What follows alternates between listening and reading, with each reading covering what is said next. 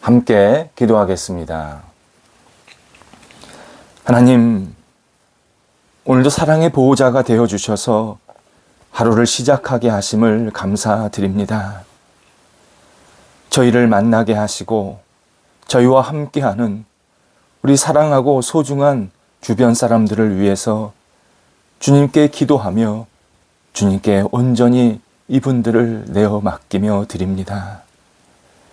같은 마음으로 주님을 섬기고자 하는 복된 사람들이 오니 오늘도 우리 사랑하는 소중한 이들에게 은혜를 베풀어 주옵소서. 소중한 사람들이 하나님이 주시는 복을 받아서 주님의 임재로 만족하며 기쁘며 살아가게 하옵소서. 어두움의 공경에 빠질 때에 주님의 손길로 꺼내 주셔서 그 어두움을 넉넉하게 이겨내게 하옵소서. 위험에 바람이 닥칠 때에 주님께서 바람을 막아 주셔서 잘 견뎌 좋은 열매가 맺히게 하옵소서. 세상 속에서 헤맬 때에 특별한 권능으로 함께해 주셔서 빛을 따라 나오게 하옵소서. 하나님의 놀라우신 생명의 빛의 속에서 다시 영원히 소송될 수 있도록 인도하여 주옵소서. 시린 마음을 움켜잡고 사는 분들이 있습니다. 성령께서 어루만져 주셔서 훈훈한 마음으로 새롭게 시작되게 하옵소서. 상처받은 가정이 있습니다. 사랑과 회복으로 주님께서 긍휼을 베풀어 주시어서 다시 소망이 있는 가정, 웃음이 있는 가정, 넉넉함이 있는 가정으로 온전히 세워지도록 함께 하옵소서. 육체의 고통으로 신음하는 침상이 있습니다. 치유와 생명이 임하여 주옵소서.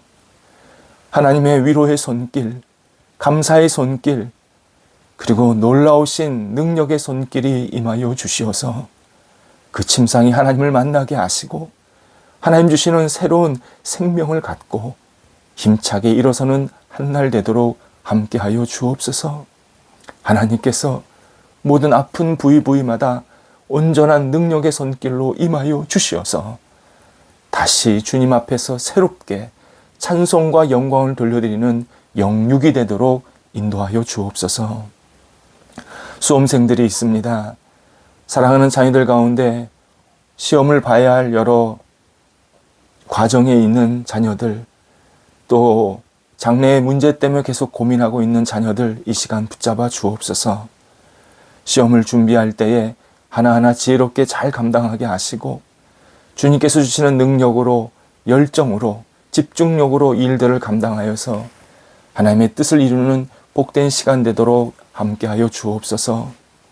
장래의 큰 꿈을 갖고 기도하는 우리 사랑하는 자녀들에게도 함께 하셔서 그 길 속에 하나님의 살아계심과 역사하심이 나타나게 하시고 주께서 예비하신 그 길에 기쁘게 순종하며 나아갈 수 있도록 인도하여 주옵소서. 출타하시는 성도들을 붙잡아 주셔서 오늘도 하나님의 손길로 어루만져 주심에 오가는 발걸음이 선하게 인도함 받게 하시고 목적 있게 잘 모든 일을 마치고 돌아올 수 있도록 성령께서 주관하여 주옵소서. 사업과 가게, 직장에서 일하시는 분들이 있습니다. 오늘도 붙잡아 주옵소서. 맡겨진 자리에서 역할들을 감당할 때에 주님의 능력이 임하여 주시고 하나님의 영광이 드러나게 하시며 주의 뜻을 이루어드릴 수 있는 귀한 날 되게 하옵소서. 사람들을 만날 때 복의 만남이 있게 하시고 서로 교제하며 더 큰 꿈과 미래를 향해서 앞을 향할 수 있는 귀한 만남과 계획들이 오늘도 생기게 하여 주시어서 하나님, 우리 성도들의 모든 삶의 자리 일터가 하나님께 구별받게 하시고 하나님을 영화롭게 하는 귀한 일터가 되도록 인도하여 주옵소서. 계속해서 매매와 거래를 생각하며 준비하고 있는 분들이 있습니다.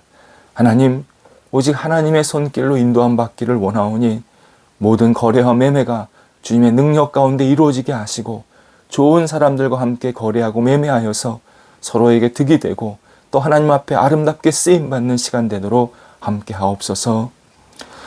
하나님, 저희 성도들이 오늘도 주님을 바라보며 의지합니다. 주님을 생각합니다. 주님을 신뢰하는 마음으로 오늘도 맡겨진 역할들을 감당합니다.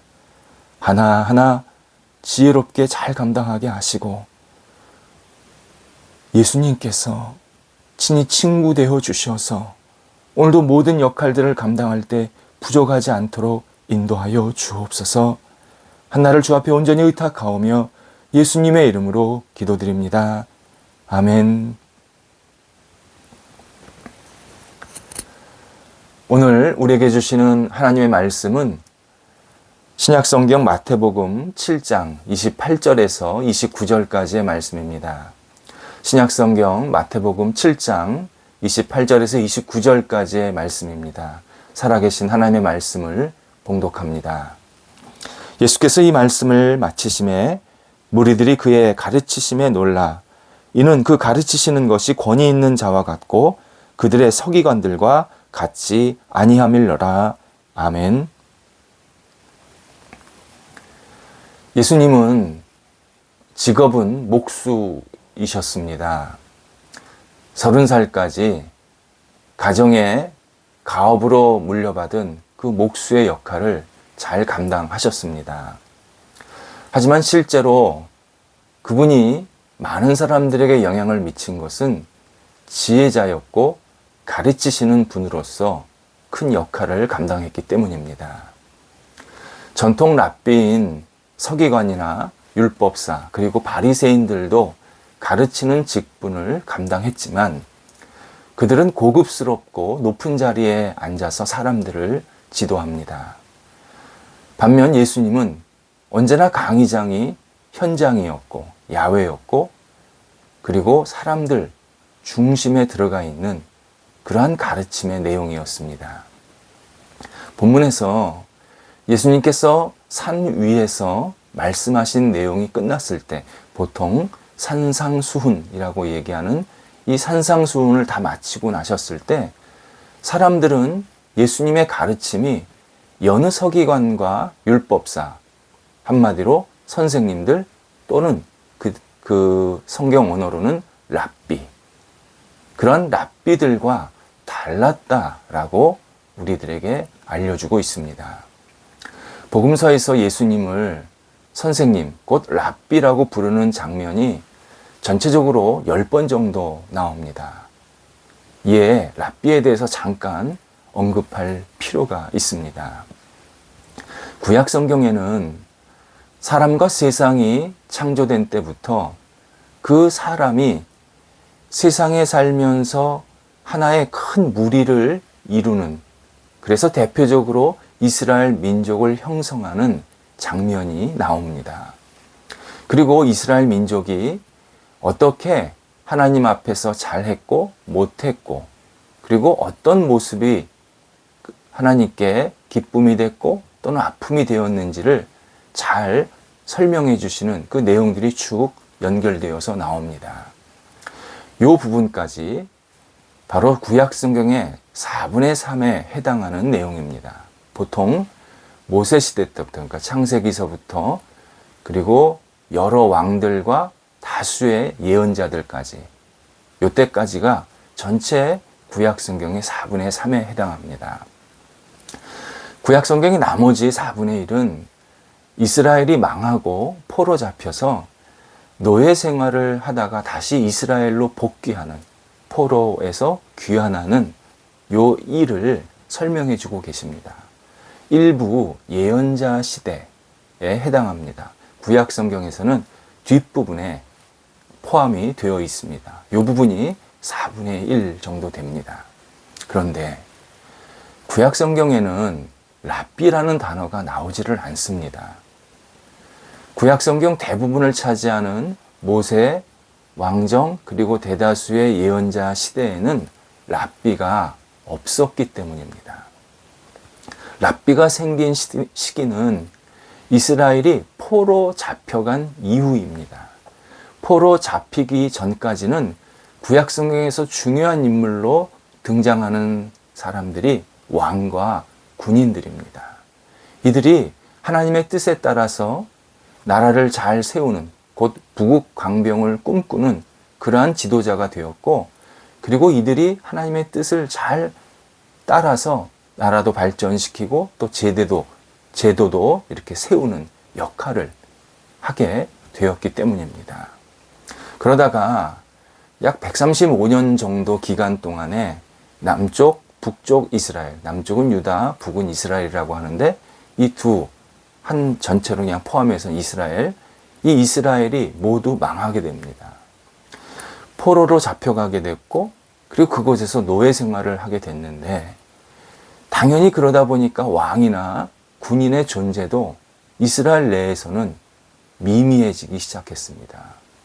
포로 잡혀간 지역에서 무슨 왕이 필요하고 군인이 필요했겠습니까? 그런데 포로 잡혀간 그 지역에 새로운 사람들을 하나님께서 세우십니다.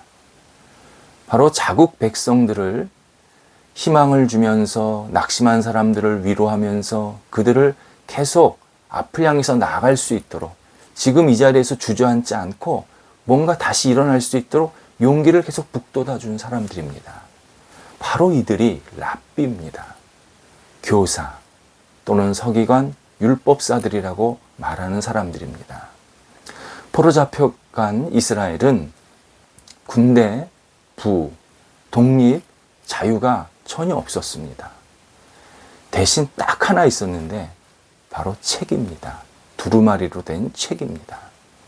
랍비들이 이 책을 토대로 하나님의 뜻을, 그리고 구원을, 자유를, 그리고 신앙을 계속 고취시키게 됩니다. 이 책이 바로 구약 성경 안에 들어있는 토라라고 하는 모세오경과 일부 예언서, 그리고 지혜서라고 하는 잠언, 전도, 이런 내용들이 바로 이 책입니다. 랍비들은 이 책을 중심으로 신앙과 인생에 관해서 계속 가르칩니다. 이 책을 통해서 하나님 앞에서 인간은 누구인지, 어떻게 살아야 하는지 중대한 질문들에 관해서 설명하고 용기를 주게 됩니다. 이에 이스라엘 백성들이 비록 나라를 잃었지만 이 책을 중심으로, 이 모세오경이나 일부 예언서를 중심으로 하나 될 수가 있었습니다. 로마는 정치체제와 군대가 있었습니다. 그리스는 철학 등 문화가 있었습니다. 이집트는 부가 있었습니다. 페니키아는 해양기술, 곧 선박이 있었습니다. 그런데 이스라엘은 책의 백성이었습니다. 그래서 이스라엘은 랍비들을 존경하게 되었고 랍비들의 가르침을 잘 받아들이게 됩니다. 그런데 오늘 본문에서 예수님이 그런 전통 랍비들과 달랐다라고 설명을 합니다. 이유는 예수님의 가르침이 권위가 있었다라고 우리에게 알려주십니다. 권위가 있었다는 것은 그분의 가르침이 아주 특별했다는 겁니다. 사람들의 마음을 꿰뚫었습니다. 진리를 깨닫게 하셨다는 것입니다. 단순히 그냥 하나를 설명하고 그리고 이건 이렇게 되는 거다 이해시키는 게 아니라 예수님의 가르침은 뭔가 우리의 폐부를 뚫으시면서 어떻게 내가 생각하고 어떤 방향으로 살아야겠다라는 것을 깊이 깨닫게 만드셨다는 뜻입니다. 이는 예수님이 세상의 원리를 아시고 인간의 마음을 잘 아시면서 전능한 지혜자가 주실 수 있는 최고의 말씀을 우리들에게 허락해 주셨다라는 뜻입니다. 다른 말로 우리가 예수님의 가르침을 잘 받아들이고 따르면 세상에서 틀림없이 올바른 길, 구원의 길, 하나님이 기뻐하시는 길로 생활하게 된다라는 의미입니다. 이게 중요합니다. 예수님의 가르침은 수많은 가르침 속에서 하나를 선택하는 게 아니라 이 가르침이야말로 우리를 완전히 새롭게 하고 그리고 하나님의 뜻에 맞게 살아가는 구원의 가르침이라는 사실입니다. 그래서 예수님의 가르침의 목표는 삶의 변화였습니다. 일반적인 가르침은 정보 전달과 세상 살아가는 수단을 말하는 데 있습니다. 빈병에 물을 이렇게 주입하듯이 선생님은 학생들에게 정보를 계속 주입을 합니다. 그리고 학생들을 평가하려고 할 때 그 기준은 하나입니다. 자신이, 그러니까 선생님이 가르쳐준 내용을 잘 알고 있는가? 이게 평가 기준입니다. 그래서 무엇이 시험에 나올까 안 나올까? 이게 공부에 있어서, 세상 공부에 있어서 가장 중요한 관심사입니다. 하지만 예수님의 가르침은 오직 삶의 변화에 집중되어 있습니다. 예수님은 인간의 죄성을 거두고 인간이 하나님의 형상으로 회복해야 함을 계속 가르쳐 주셨습니다. 예수님은 우리가 하나님의 뜻에 따라 살아가야 되고, 그리고 하나님이 기뻐하시는 대로, 영광 받으시는 대로 계속 행동해야 된다는 것을 전제하시면서 계속 가르쳐 주셨습니다. 그래서 신앙인에게 배움은 하나님을 섬기는 행동으로 이어지게 만드셨습니다. 사람이 사람답게 살아가는 생활, 그리고 이 땅에서 어떻게 살아야 많은 사람들에게 덕과 본이 될까, 이런 삶을 가르치는 전공 과목은 세상에 없습니다. 그러나 예수님은 당신의 가르침을 통해서 우리의 진정한 인간됨, 하나님의 자녀됨, 하나님의 천국 백성으로서의 어떤 올바른 가치와 행동들, 이런 모든 것들을 가르쳐 주십니다. 따라서 신앙인은 배우는 일을 잘 해야 합니다. 나이가 들어도 계속 예수님께 배워야 합니다. 나이가 어려도 그 어떤 지식보다 예수님의 가르침을 우선으로 여겨야 합니다. 그리고 우리의 배움은 반드시 삶으로 이어져야 합니다. 우리의 배움이 단순히 우리의 머리를 크게 하는, 그냥 지식적인 생각만 크게 하는 게 아니라 우리의 삶이 예수님의 가르침대로 살고 따르고 그분을 닮아가는 방향으로 계속 움직여야 합니다. 그 움직임 속에 중요한 것이 예수님께 배우는 것이 있습니다. 오늘도 예수님은 우리에게 분명히 생활 속에서 가르쳐 주십니다. 예수님의 말씀을 생각하고 예수님의 성품을 생각하고, 그리고 예수님께서 우리들에 대한 그러한 마음을 우리가 계속 받아들이고, 그리고 그분께 계속 배우려고 한다 그러면 예수님은 반드시 그 과정 속에서 우리가 받아들여야 될 것, 배워야 할 것들을 계속 깨우쳐 주십니다. 예수님께 배우면서 오늘도 예수님을 따라 기쁘게 살아가면 우리의 생활이 예수님께서 원하시는 대로 계속 변화가 될 뿐만 아니라 어제보다 오늘이 더 성숙해지고, 또 우리의 삶이 더 하나님 앞에 한 발짝 더 나아가는 그러한 복이 있게 됩니다. 기도하겠습니다.